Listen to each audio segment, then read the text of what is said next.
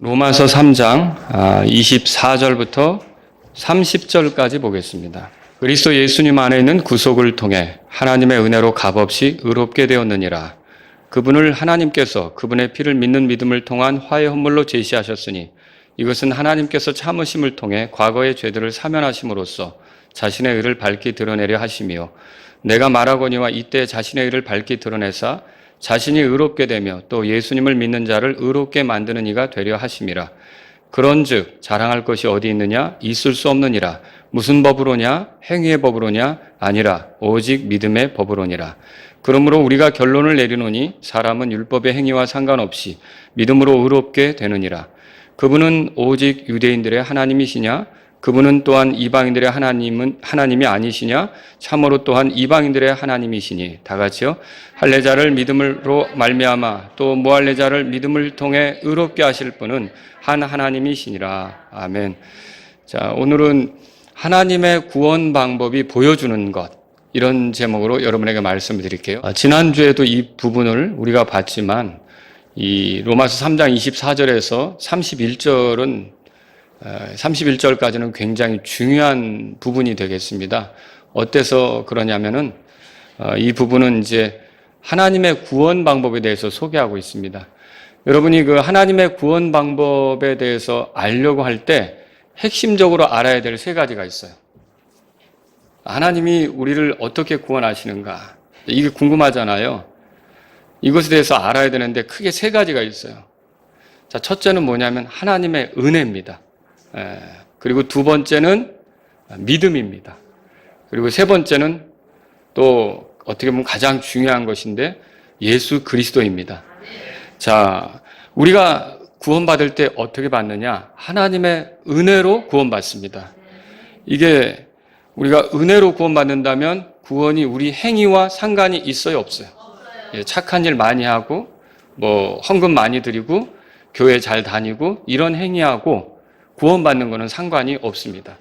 그러니까 행위와 상관이 없어요. 은혜로 된다는 게 하나님 편에서 주시는 선물이다. 그렇게 말할 수가 있는 겁니다. 자, 그러면 이렇게 될 때 은혜로 된다 그러면 이것을 받아들이는 것은 이제 믿음으로 되는 거죠. 믿음으로. 그래서 우리가 또 두 번째로 생각해 볼 수 있는 게 믿음으로 구원받는다라고 말할 수 있는데 이때 여러분이 조심해야 될 것은 이따가 설교하면서도 말씀을 드리겠지만 구원 얻는 믿음은 믿음 자체를 자랑하지 않습니다. 그리고 믿음에는 대상이 있어요. 믿음의 대상이 빠지면 믿음은 더 이상 믿음이 아닙니다. 그러니까 믿음은 항상 뭘 믿느냐가 있는 거예요. 그런데 이때 구원 얻는 믿음은 뭘 대상으로 하느냐? 예수 그리스도를 대상으로 합니다. 그러니까 자기가 믿는다고 하면서 뭘 믿는지 얘기할 때 엉뚱하게 나오는 사람들이 있어요. 교회에 내가 뭐 한 30년 다녔다. 성경 내가 뭐 한 10번 읽어봤다. 뭐 이런 거 있죠? 내가 이래도 안 다닌 교회가 없다. 이렇게 하면서 그게 나오면 그 믿음은 구원 얻는 믿음이 아닌 거예요. 진짜 구원 얻는 믿음은 예수님을 말할 수밖에 없어요. 예수님이 내 믿음의 대상이고 예수님을 통해 내가 구원받는다. 이게 진짜 구원 얻는 믿음인 거죠. 자, 그렇게 해서 이렇게 여러분이 기억하셔야 될 게 하나님의 구원 방법을 얘기할 때는 첫째는 뭐라고요? 하나님의 은혜. 둘째는요? 믿음. 셋째는요? 예수 그리스도. 이거를 반드시 기억하시면서 이 세 가지 아래서 누군가에게 구원에 대해서 설명해 주고 소개해 줄 수 있기를 바랍니다. 자, 오늘 저는 이 하나님의 구원 방법이 우리에게 보여주는 것에 대해서 여러분에게 말씀을 드리려고 해요. 하나님의 구원 방법은 우리에게 뭘 보여주고 있는가? 오늘도 이 본문에서 한 세 가지로 정리해 여러분에게 말씀드리려고 하는데 하나님의 구원 방법이 보여주는 첫 번째는 뭐냐면 하나님의 의로우심입니다. 하나님은 사랑이십니다. 하나님은 죄인을 사랑하십니다. 죄인에 대해 관대하시고 오래 참으십니다. 그리고 죄인을 용서하시는 분이십니다. 그리고 죄인을 마침내 의롭다고 선언하시기까지 하시죠. 그런데 하나님께서 이렇게 죄인을 의롭다고 선언하실 때 하나님 자신이 의로우시기 때문에 그 하나님의 자신의 의에 위배되어서는 안 됩니다. 그러니까 자신의 의로우신 것을 훼손시키면서 죄인에 대해서 의롭다 이렇게 선언하면 안 된다는 거죠. 자, 그래서 하나님은요, 죄인에 대해서 의롭다고 선언하실 때 어떤 값도 치르지 않고 그냥 의롭다고 선언하시는 것은 아니라는 거죠. 잠언 7장 15절에 보면 사악한 자를 의롭다고 하는 것은 주께 가증하다고 그랬어요. 그러니까 사악한 죄인을 아무것도 없이 그냥 용서해 준다? 이거는 불의예요. 이건 공의롭지 않은 거예요. 이거는 가증한 거죠. 이건 비난받아 마땅한 거예요. 여러분과 제가 기억해야 될 것은 하나님께서 우리를 의롭다고 하실 때 아무것도 하지 않으시고 그냥 기분상 하나님이 갑자기 마음이 바뀌어서 좋아, 용서해 줄게. 없었던 걸로 해줄게. 죄 아주 많이 졌지? 근데 그냥 없었던 걸로 해줄게. 여러분, 하나님께서 이렇게 하시는 겁니까? 절대 그거 아닙니다. 만일 그렇게 된다면 하나님께서 우리를 용서해 주셨다는 것이나 우리를 의롭다고 선언하신 것은 다 비난받게 됩니다. 어떻게 그럴 수가 있습니까? 저렇게 심각한 죄를 지은 사람에게 아무것도 하지도 않고 그냥 용서해 준다고 말하고 또 의롭다고 선언하는 것은 그 뭐 기분에 따라 이렇게 하는 뭐 그런 겁니까? 기준이 뭡니까? 라고 말할 수 있지 않습니까? 만약 그렇게 된다면 누구는 의롭게 하고 누구는 지옥에 보내고 이게 뭐예요 도대체? 그렇죠? 하나님께서 불의하시다, 공정치 않다 이 소리를 들으실 수밖에 없게 되는 거죠. 그래서 하나님께서 우리를 죄 용서받고 의롭게 하시기 위해서 하신 게 뭐냐면 이 땅에 화해 헌물을 보내신 겁니다. 화해 헌물이 누구예요? 예수님이시죠. 자, 우리 로마서 3장 25절을 같이 읽겠습니다. 그분을 하나님께서 그분의 피를 믿는 믿음을 통한 화해 헌물로 제시하셨으니 이것은 하나님께서 참으심을 통해 과거의 죄들을 사면하심으로써 자신의 의를 밝히 드러내려 하시며, 자신의 의를 밝히 드러내려 하신다는 말이 뭐냐면 우리의 죄를 사면하고 용서하고 의롭게 하는 데 있어서도 그분이 의로우시다라는 걸 밝히 드러내고자 하셨다는 거예요. 그러니까 부적절한 방법, 비난받을 수 있는 방법으로 우리를 의롭게 하는 게 아니라는 거죠. 여러분, 그래서 하나님이 준비하신 게 뭐라고 그랬습니까? 화해 헌물이라고 그랬어요. 그럼 이 화해 헌물은 뭡니까? 하나님께서 죄인에게 쏟으실 진노를 그 화해 헌물 위에 쏟으시는 거예요.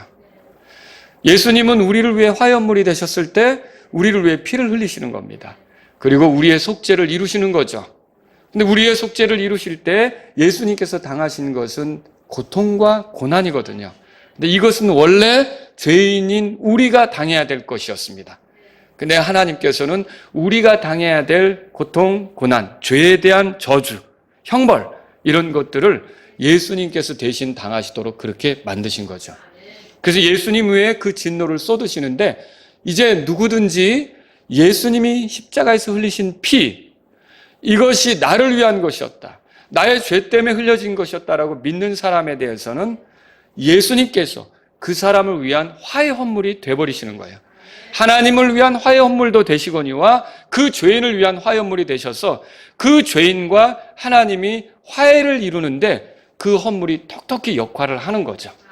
그래서 어떻게 하냐면 이 화해 헌물이신 예수님에게 쏟아진 진노로 인해 이 예수님을 의지하는 죄인에 대해서는 하나님께서 더는 진노를 쏟으시지 않게 되는 거예요. 용서를 선언하는 거죠. 사면을 선언하는 거죠. 죄 때문에 심판받지 않게 하는 거죠. 여러분, 이거 놀라운 일 아닙니까?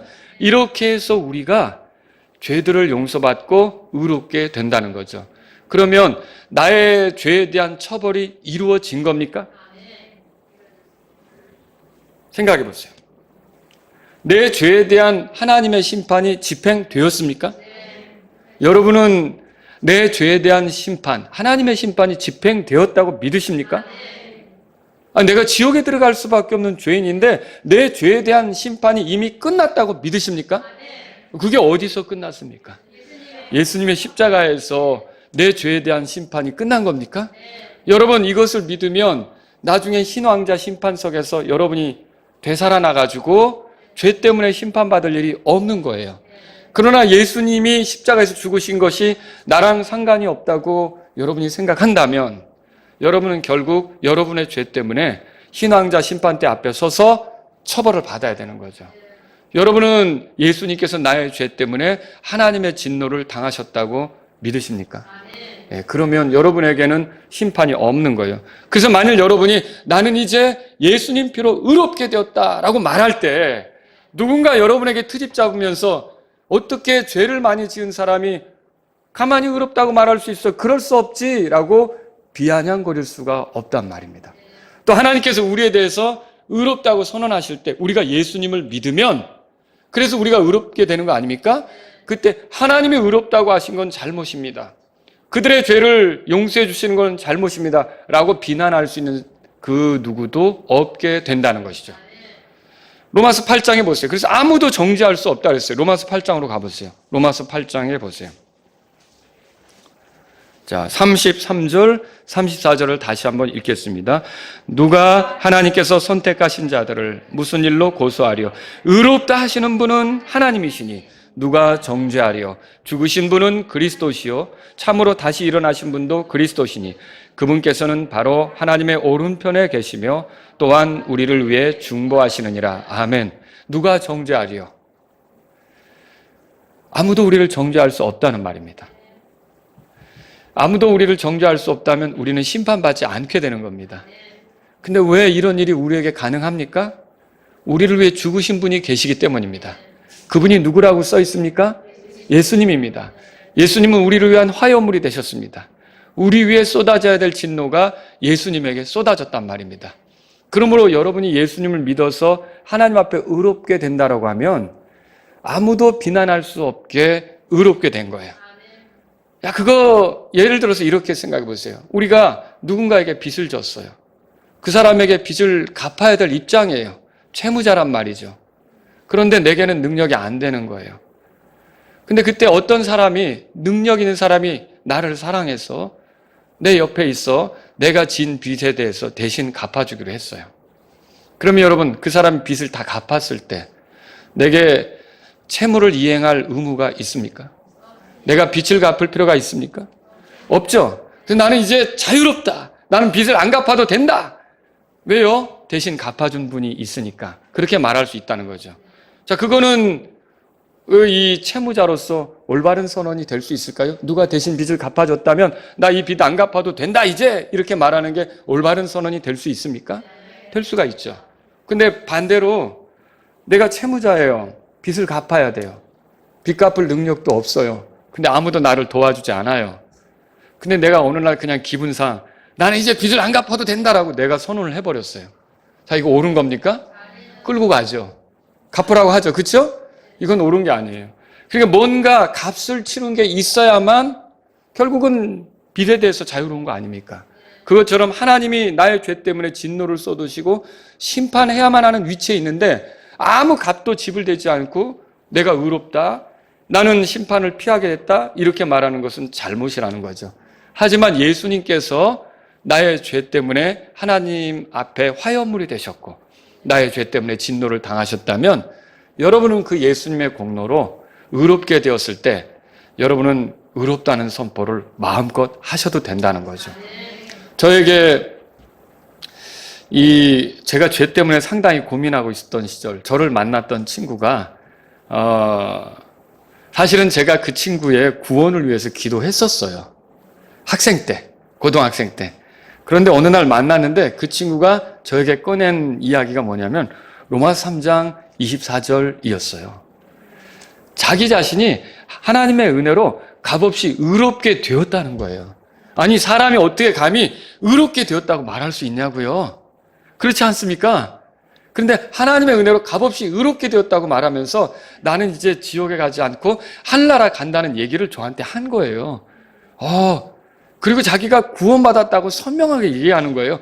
저는 그때 너무 좋아서 야, 잘 됐다라고 박수를 쳐주면서 말하자면 좋게 잘 됐다 이렇게는 했지만 내 속에서는, 제 속에서는 굉장한 고통이 있었거든요. 근데 체면 때문에 내 힘든 걸 얘기를 못 하겠더라고요. 그래도 내가 그 기도를 해준 사람인데 말하자면. 근데 제가 나중에 어려우니까 어떻게 돼요? 다급하니까 그 친구를 찾게 된 거예요. 나를 좀 도와달라고. 어떻게 하면 좋겠냐고. 자, 보세요. 어떻게 자기가 의롭다고 그렇게 저한테 얘기할 수 있냐고요. 이건 예수님이 그 사람을 대신해서 죽었고 묻혔고 부활했다는 걸 믿은 거 아닙니까? 예수님이 그 사람을 대신해서 화해물이 되었다는 걸, 하나님의 진노를 당하셨다는 걸 믿은 거 아닙니까? 그렇게 될 때 사람은 의롭다고 선언하고 그거는 아무도 비난할 수 없는 것이 되는 거예요. 또 이렇게 하면서 하나님은 자신이 의로우심으로 사람을 의롭게 만드는 분이 되시는 것을 보여주는 거죠. 성경을 펴보세요. 로마서 3장 그래서 26절에 이렇게 써 있는 거예요. 26절에 자, 다 같이 읽겠습니다.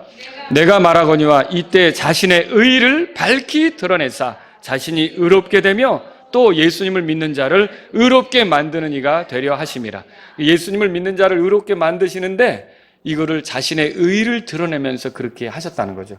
그래서 여러분은 하나님의 구원 방법에 의해서 구원받는다면 하나님이 자신의 의로우심을 드러내는 방식으로 구원하신 거기 때문에 의심할 필요가 없어요. 누가 손가락질 한다고 흔들릴 필요가 없어요. 누가 비난한다고 해서 여러분이 불안해할 필요가 없어요. 하나님이 자신의 의로우심으로 우리를 의롭다고 선언하셨다면 가장 확실한 선언이 되는 거예요. 누구도 비난할 수 없는 그런 확실한 선언이 된다는 걸 믿으시기 바랍니다.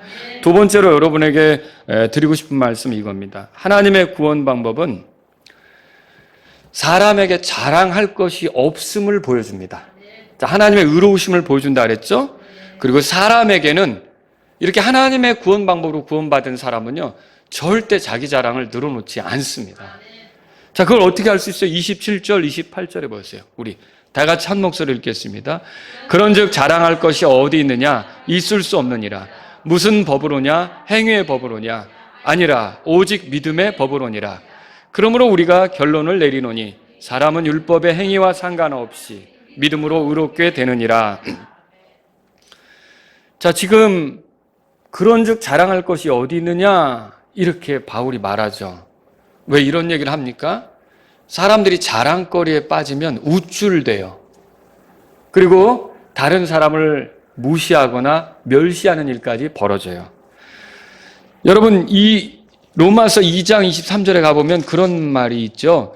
율법을 자랑하는 내가 율법을 어김으로, 율법을 자랑하는 내가 그렇게 말하고 있죠. 이거 유대인 얘기거든요. 유대인들은 어떤 사람들이냐면 하나님으로부터 율법을 받았잖아요. 그래서 그 율법을 되게 자랑스럽게 생각하는 거죠. 그런데 이런 율법을 가지고 있음으로써 유대인들이 보여주는 태도는 뭐냐면 우쭐대는 거예요. 그러면서 율법을 갖지 못한 이방인들을 대할 때는 무시하는 거예요. 심지어 멸시하기까지 하는 거죠. 사도 바울 어땠습니까? 구원받기 전에 율법 정말 잘 아는 사람이죠. 가말리알 문화에서 율법을 배웠어요. 그리고 바리새파에 속해가지고 율법의 엄격한 파에 속해가지고 율법에 대해서 굉장한 자부심이 있는 사람 중에 하나였죠. 이때 바울이 보여준 태도가 뭡니까? 얼마나 우쭐대었는지, 얼마나 교만했는지 예수 그리스도의 교회를 심하게 핍박했잖아요. 그 사람들에 대해서 함부로 하고 멸시했잖아요. 이것이 바울이 보여주는 태도였다라고 하는 것이죠. 유대인들이 그렇게 자랑스럽게 여긴 율법이 그들을 구원했습니까? 그들을 구원할 수 없었죠. 여러분, 유대인이나 이방인이나 다 예수 그리스도를 통해 구원받는 걸 믿으십니까? 율법은 구원을 얻게 하는 게 아닙니다. 율법은 죄를 알게 하는 겁니다. 율법은 복음으로 인도하는 겁니다. 율법은 결국 예수 그리스도를 붙잡도록 만드는 것이죠. 그래서 이 복음에 이르게 되면 결국 사람을 구원에 이르게 하는 것은 로마서 1장 16절에 나온 대로 믿는 모든 자를 구원에 이르게 하는 하나님의 권능이 뭡니까? 복음이라고 그래 있잖아요. 복음. 예수 그리스도의 복음이 그거 아닙니까? 결국 복음으로 인도하는 거죠. 그래서 이게 자랑거리가 참으로 무서운 거예요. 자기가 가지고 있는 자랑거리로 그게 구원될 줄로 생각하는 사람들이 무서운 거죠. 내가 20년을 교회 다녔다. 이런 자랑거리. 내가 성경을 30번 읽었다. 이런 자랑거리. 내가 이렇게 11조 생활을 한다. 이런 자랑거리. 여러분, 성전에 올라가서 기도했던 바리새인도 뭘 자랑했어요? 11조 생활하는 거 자랑했잖아요. 11조를 하지 말라는 말이 아닙니다. 그러나 그 어떤 것도 성경을 읽지 말라는 말이 아닙니다. 교회 다니지 말라는 말이 아니에요. 그런데 그 어떤 것도 우리가 구원 얻는 데 있어서 자랑거리가 될 수는 없는 거라는 거죠. 구원 얻는 데 있어서 우리의 자랑은 오직 예수 그리스도이십니다. 예수 그리스도만 높임 받아야 되는 거죠. 근데 사람들이 그런 데 빠져서 교회 다니면서 자기도 구원받은 걸로 착각하고 있어요. 그건 구원의 방법이 틀어진 거죠. 제대로 구원받지 못한 거죠. 여러분, 우리가 독립침략에 속해 있다는 사실이 우리를 구원합니까? 저는 J.M. 캐롤의 피 흘린 발자취라는 책을 읽었어요. 이 책 여러분이 읽어보시길 권해요. 사무실에도 있으니까 필요하시면 형제님께 말씀하세요. 자, 이 책을 읽으면서 제가 성결교회 전도사로 있었지만 이게 교회 역사가 이렇게 흘러가는구나. 침례 성도들이 성경적으로 신앙생활 해온 것이구나를 알게 된 거죠. 그래서 제가 침례 성도가 된 거예요. 그런데 제가 침례 성도가 되었다고 해서 그렇지 못한 사람들 앞에 우쭐거린다면 어떻게 되겠습니까? 그걸 자랑거리로 삼아서 우쭐거린다면 바리새인이 성전에 올라가서 자기가 하는 이것저것으로 우쭐댄 거나 똑같은 거예요. 여러분, 우리가 침례를 받았다는 사실이 우리를 구원합니까? 물을 머리에 살짝 찢는 세례를 받는 경우도 있죠. 자, 그것이 옳습니까? 옳지 않죠. 왜냐하면 성경에서는 그렇게 가르치고 있지 않기 때문에.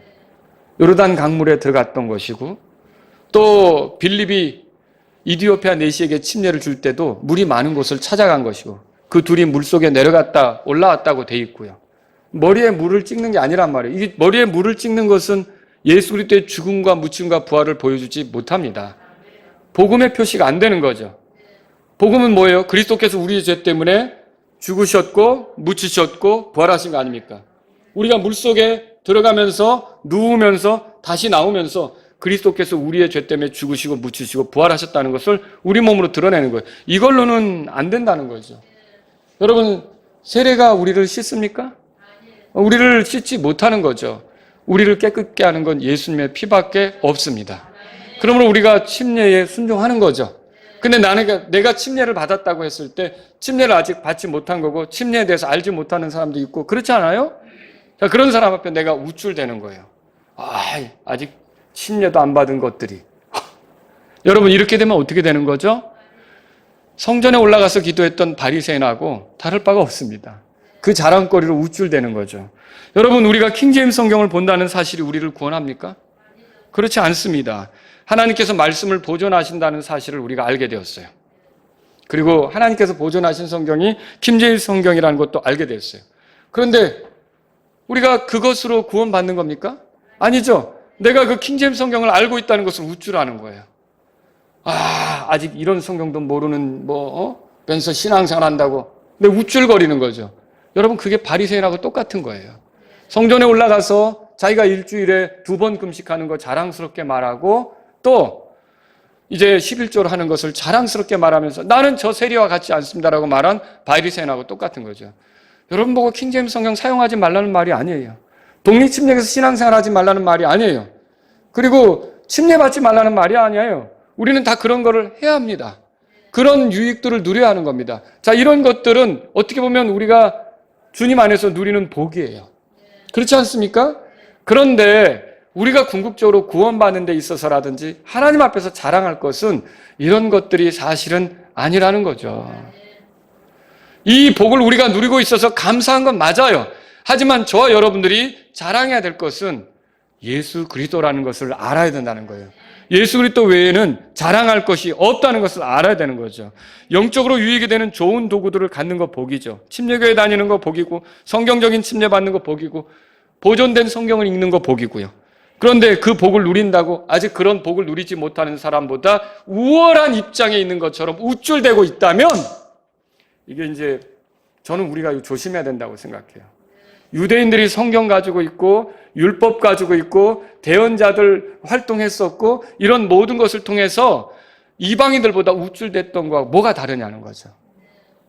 그렇지 않습니까? 저와 여러분들이 성경을 가지고 있고 또 성전이 있었고 그리고 제사장도 있었고 대언자도 있었다면 그들을 볼 때 우리가 뭘 생각합니까? 그들이 그 말씀대로 하는 게 복이 되는 거 아닙니까? 그렇죠? 근데 그걸 가지고 우쭐대기만 하고 그게 없는 사람을 판단하고 비난하는 거예요. 여러분, 우리가 독립침략에 있으면 더 교리적으로 바르고 믿음 생활을 바르게 해야 되는 거 아닙니까? 성경적인 침례를 받았다면 침례 신앙으로 그리스도와 함께 내가 죽고 새롭게 되었다는 마음으로 더 살아야 되는 거 아닙니까? 우리가 보존하시는 성경을 가지고 있다면 이 성경 말씀을 더 읽어서 성경이 말하는 예수님을 더 얻고 예수님의 뜻대로 살아가는 그런 사람들이 돼야 되는 거 아닙니까?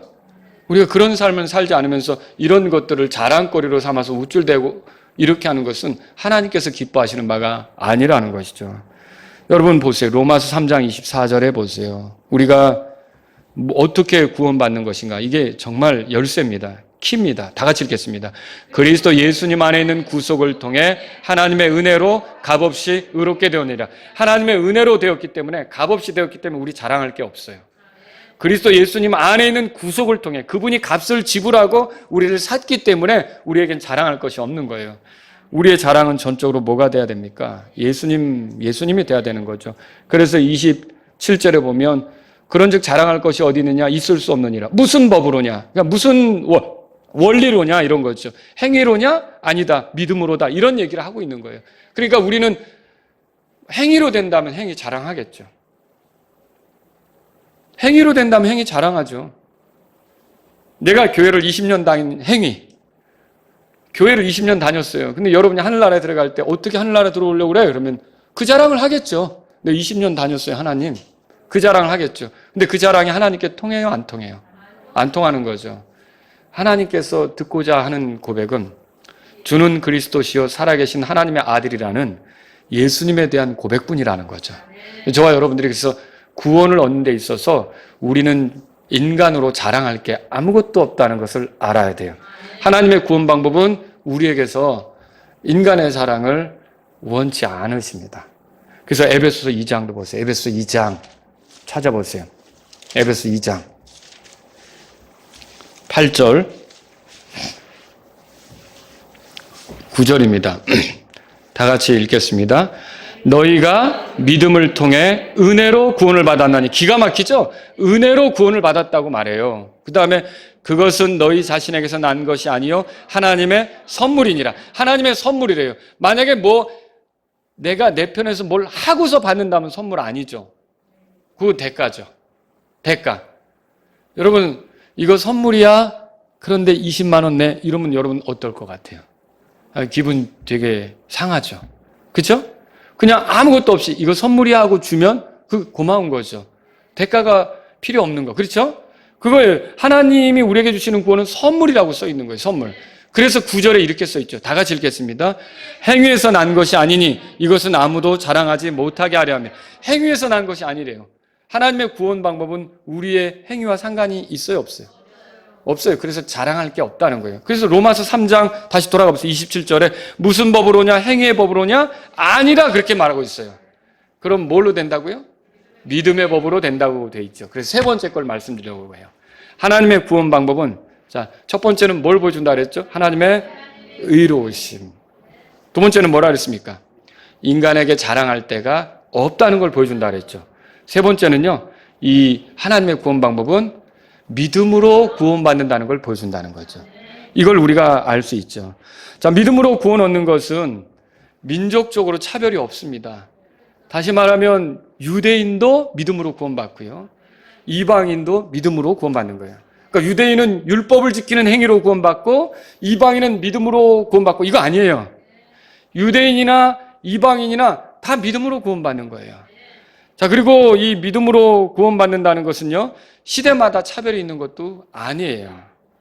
예컨대 구약 시대는 율법을 지켜 구원받고 지금은 은혜 시대니까 믿음으로 구원받고 이거 아닙니다.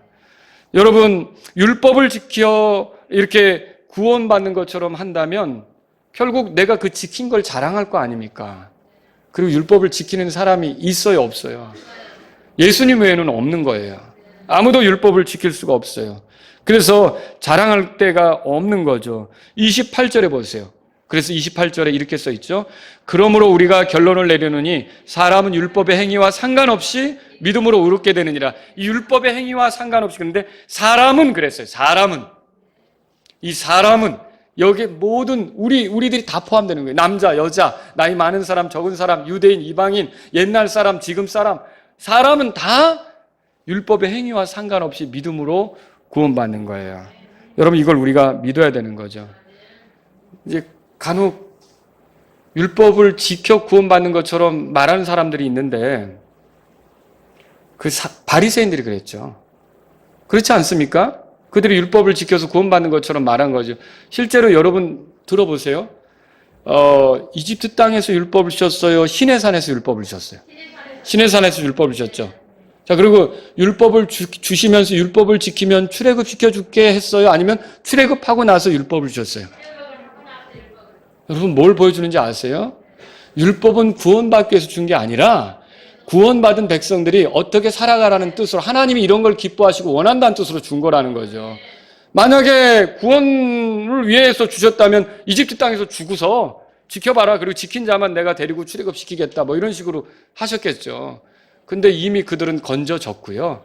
건져져서 하나님의 특별한 백성이 됐다면 이렇게 살아보라는 뜻으로 주셨다는 거죠. 여러분과 제가 그래서 믿음으로만 의롭게 된다는 걸 알아야 돼요. 자, 믿음은 항상 그 대상과 함께 일한다고 그랬죠. 대상이 사라지면 믿음도 사라지는 겁니다. 그러므로 누구든지 믿음 자체를 뽐내서는 안 돼요. 여러분 마라나타 침례교회 성도들은 믿음 자랑하면 안 됩니다. 내 믿음은 이렇다라고 내 믿음 자랑하면 안 돼요. 우리에게 믿음이 있다면 뭘 자랑하게 되겠습니까? 예수님을 자랑하게 되겠죠. 그렇죠.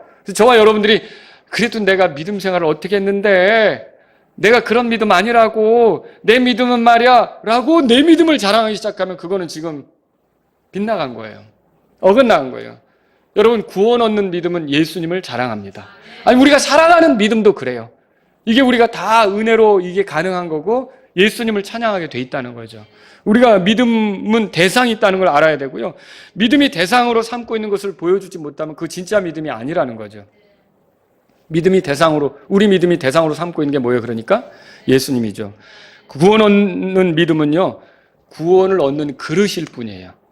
그러니까 절대로 믿음이 대단한 건 아니라는 거죠. 믿음은 도구일 뿐이라는 거죠. 자, 믿음으로, 여기 보세요. 27절에는 믿음의 법으로 그렇게 돼 있죠. 그 다음에 28절에는 믿음으로 의롭게 되느니라. 끝에 그렇게 돼 있죠. 자, 그 다음에 30절 한번 읽어보실래요? 30절 읽겠습니다. 할례자를 믿음으로 말미암아 또 무할례자를 믿음을 통해 의롭게 하실 분은 한 하나님이시나. 믿음을 통해 그렇게 찾으셨죠. 자, 이 말들이 다 뭘 얘기합니까? 구원의 능력을 전달하는 통로. 그게 믿음이다 얘기하는 거예요. 그러니까 능력은 믿음에 있는 게 아니고 하나님의 은혜에 있고 예수 그리스도에게 있다는 것을 우리가 알 수 있는 거죠. 자, 그래서 우리가 믿음으로 의롭게 되지만 우리를 구원하는 것은 사실은 엄밀히 말하면 믿음 자체가 아니라 믿음은 그저 도구요 통로일 뿐이에요. 그러니까 제발 믿음 자랑하면 안 된다는 거죠. 누구 자랑하라고요? 예수님 자랑해야 된다. 왜냐하면 예수님이 우리를 구원하기 위해서 죽으신 거죠. 그죠? 부활하신 거고요. 그리스도 안에 있는 하나님의 의가 우리 것이 되게 하는 통로는 믿음으로 되는 거지만 결국 그리스도의 의가 우리께 되는 거 아닙니까? 그럼 우리는 예수 그리스도를 찬양해야 된다는 거죠. 그래서 우리의 구원은 전적으로 예수 그리스도께 의존하는 거예요. 제가 처음에 말씀드렸죠. 하나님의 구원 방법은 하나님의 은혜, 그리고 믿음, 가장 중요한 예수 그리스도. 그래서 결국 예수 그리스도는 어떤 일을 하셨습니까? 율법의 의로 흠이 없었죠. 그리고 우리를 대신해서 죽으셨죠. 우리를 위해 자기 자신을 희생물로 내주셨어요. 하나님께 바치셨죠. 우리를 대신해서 진노를 당하셨죠. 그리고 부활하셨죠. 그리고 살아계시면서 자신을 믿는 자들을 끝까지 구원으로 인도하시는 분이 되시는 거죠.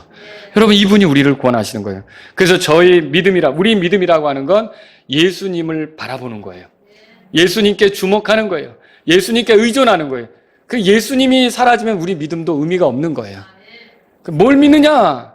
이게 중요한 거죠. 그래서 예수님을 믿지 않으면 상관없는 거죠. 여러분, 로마서 3장 28절에 행위와 상관없이 믿음으로 의롭게 되느니라 그렇게 돼 있죠. 자, 이 표현을 보세요.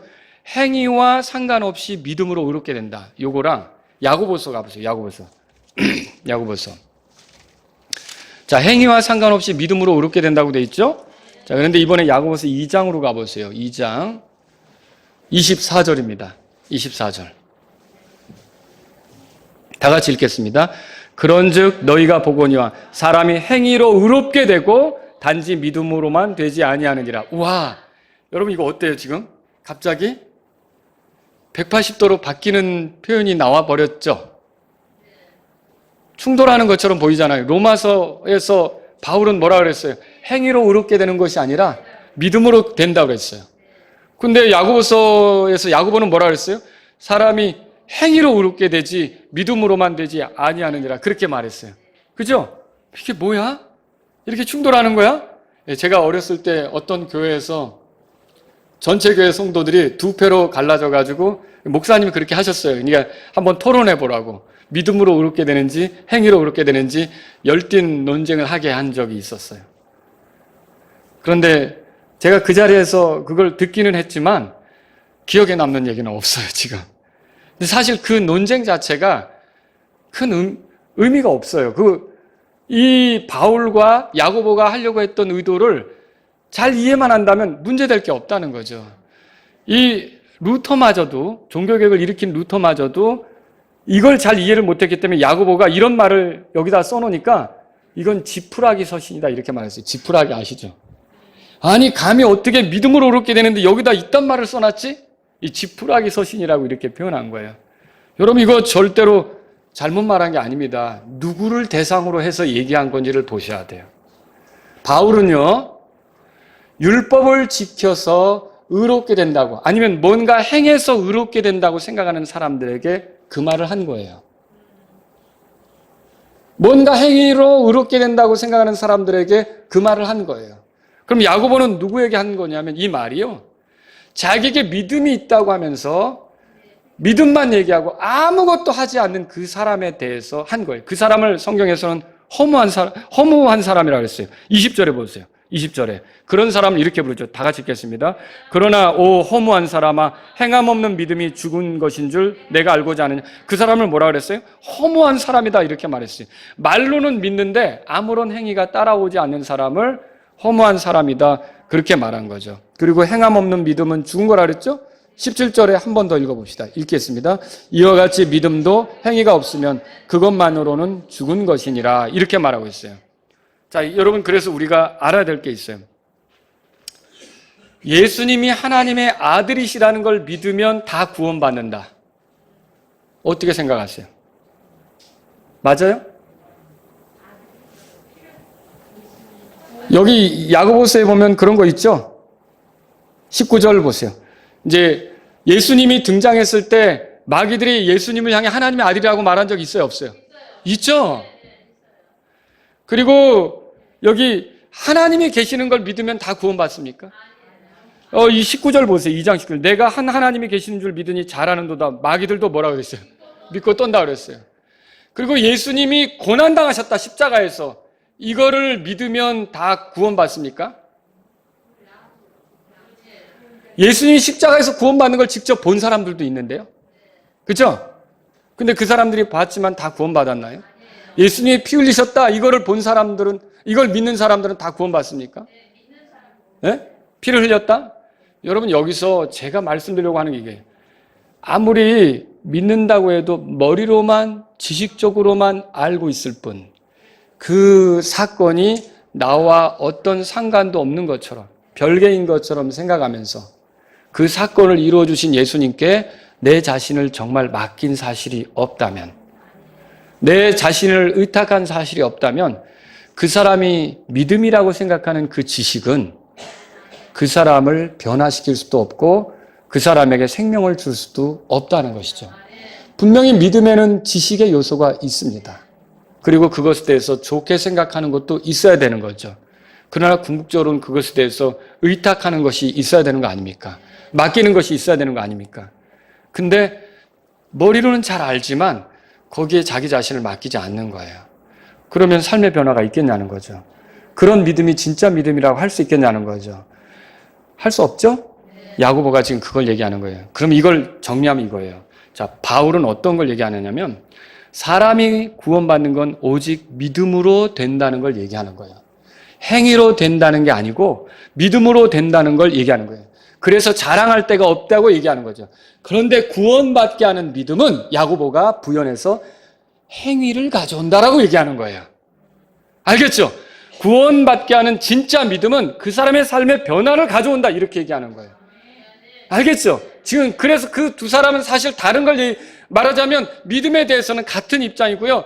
한 사람은 어떻게 구원받는 자 그걸 얘기했다면 정말 그 구원받은 믿음이 뭐냐를 설명할 때 야고보가 부연해서 설명한 것과 같다라고 하는 것이죠.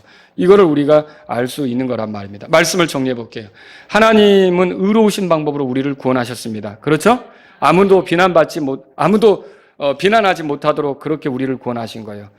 자, 제가 하나님의 구원 방법 3가지 말씀드렸죠. 첫째, 하나님의 은혜로. 두 번째는요, 믿음으로. 셋째는 예수 그리스도로 우리가 구원받는 게 우리 안에서 이루어진 거죠. 그러므로 하나님께서 이루신 구원에 대해 우리 믿음은 어떻게 보면 하나님의 은혜를 받아들이는 통로고요. 예수 그리스도의 권능이 예수 그리스도의 의가 우리에게 의는 통로죠. 그러니까 우리 믿음을 자랑할 수 있어요, 없어요?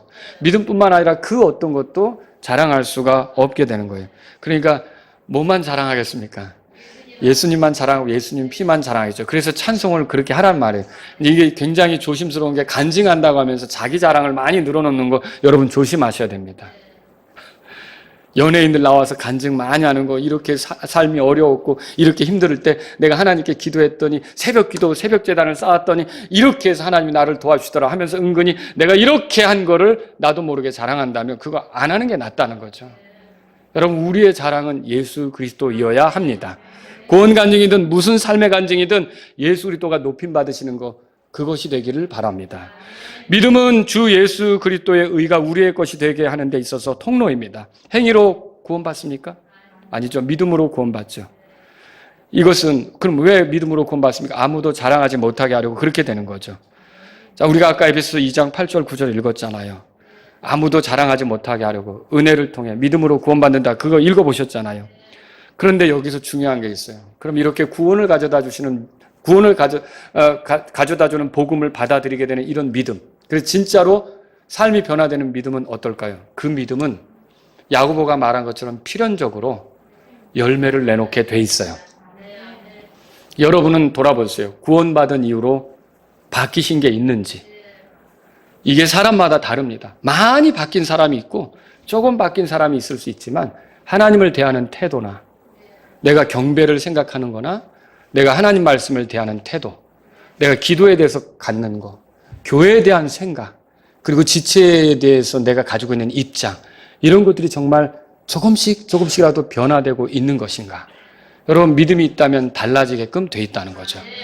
그런데 믿었다는 말뿐인 사람은 성경이 말하는 허무한 사람이에요. 아무것도 없으니까. 아무것도 없고 그냥 믿었다고만 말하고 구원받기 전이나 구원받지 못한 사람의 모습이나 별로 다를 바 없이 그렇게 살아가는 거예요. 그런 구원받기 전의 모습으로 살고 구원받지 않은 사람의 모습으로 살면서 이렇게 가면서 거기서 어떤 가책도 없고 부끄러움도 없고 하나님께로 돌아가야 된다는 생각도 없고 만약 그렇다면 그 믿음을 점검해 봐야 될 필요도 있다는 것이죠. 여러분 디도서 2장 보세요. 디도서 2장 14절 그분께서 우리를 위하여 자신을 주심은 모든 불법으로부터 친히 우리를 구속하시고 정결하게 하사. 자, 우리를 구원하셨다는 말이죠. 깨끗하게 하셨단 말이죠. 죄 용서해 주셨고 의롭게 하셨단 말이죠. 그런데 왜 그렇게 하셨냐? 왜 그렇게 하셨다고 써 있습니까? 선한 행위에 열심을 내는 백성, 곧 자기를 위한 특별한 백성이 되게 하려 하십니다. 그래서 진짜로 구원받은 사람은 선한 행위에 열심을 내게 돼 있어요. 선한 행위는 하나님이 기뻐하는 행위입니다. 하나님은 선하시잖아요. 하나님이 선하시기 때문에 하나님하고 충돌하면 악이 되는 거예요. 악이. 예? 선하신 하나님하고 충돌하는 건 악이 되는 거죠. 하나님이 기뻐하시는 행위들을 열심히 하려고 하는 게 구원받은 사람의 믿음이라는 거예요. 또 디도서 거기 3장 보세요. 8절에 보세요. 읽겠습니다. 같이. 이것은 신실한 말이로다. 원하건대 너는 확고하게 이것들을 단언하라. 그 목적은 하나님을 믿은 자들이 조심하여 선한 행위들을 지속하게 하려 함이니 이것들은 선하며 사람들에게 유익하니라. 보세요. 하나님을 믿은 자들이 조심하여 뭐라고 돼 있어요? 선한 행위들을 지속하게 하려 함이니. 그러니까 믿음이 있다면 뭘 하게 된다는 거예요? 선한 행위를 지속한다 이거예요. 계속하게 된다. 이걸 우리가 성경을 통해 발견하는 거죠. 또 디도서 3장 14절로 가보세요. 뭐라고 써 있는지 같이 읽겠습니다. 또 우리에게 속한 사람들도 필요한 용도를 채워주기 위해 선한 행위를 지속하는 것을 배워 열매 없는 자가 되지 않게. 우리에게 속한 사람들, 그리스도인이죠. 믿음의 사람들이죠. 바울과 사역자들에게 속한 사람들은 믿는 사람들 아닙니까? 그 사람들에게 뭘 가르치란 말이에요? 그들이 잘 배워서 선한 행위를 지속하는 거. 그리고 나중에 그걸로 열매 없는 자가 되지 않게 하는 거. 이걸 말하고 있잖아요. 그럼 여러분 이제 알겠죠? 믿음이라는 건요, 아무것도 자랑할 게 없어요. 그런데 우리가 그분에 대해서 알고 그걸 좋아하고 그렇게 의탁하면 믿게 되는 건데, 믿음으로 구원받는 거예요. 근데 구원받게 하는 믿음은 결과적으로 행위를 가져오게 한다는 거죠. 여러분 이거 아시겠죠? 근데 이 믿음은 우리가 믿음 자체를 자랑할 것도 아니니까, 믿음에 의해서 나온 행위도 자랑할 게 됩니까? 안 됩니까? 안 되죠. 나의 나 된 것은 하나님의 은혜다라고 하나님의 은혜만 찬양하게 되겠죠. 저와 여러분들은 그래서 남은 인생은 우리 믿음 자랑할 게 아니라 이 믿음에 대해서는 다 결산보고 할 때 있어요. 회개보고 할 때 있단 말이죠. 예수님만 많이 자랑하면서 사시는 저와 여러분들이 되기를 바랍니다. 우리 일어서겠습니다. 오늘 이 말씀을 들으신 여러분 가운데 하나님의 구원 방법으로 인해 하나님께 감사드립니다. 하나님께서 이렇게 의로운 방법으로 저를 구원해 주셔서 제가 의롭다함을 얻은 데 있어서 아무에게도 비난받지 않게 하신 거 하나님께 감사합니다. 하나님, 제가 이렇게 하나님의 은혜 속에서 자랑할 것이 없는 자지만 믿음으로 구원받게 해주신 것을 감사합니다. 제 나머지 삶은 믿음의 열매가 많이 있기를 원합니다. 이런 분이 있다면 기도하십시오. 선한 행위에 열심을 내는 사람이 되기를 원합니다. 이런 분이 있다면 기도하십시오. 내가 정말 구원 얻는 믿음을 가졌다는 것이 내 삶의 열매로 선한 행위로 나타나기를 바랍니다. 이런 분이 있다면 기도하십시오. 하나님 아버지, 제 나머지 삶은 그렇게 하면서 예수 그리스도만 높이고 예수 그리스도만 사랑하는 삶을 살기를 원합니다. 이런 분이 있다면 기도하십시오.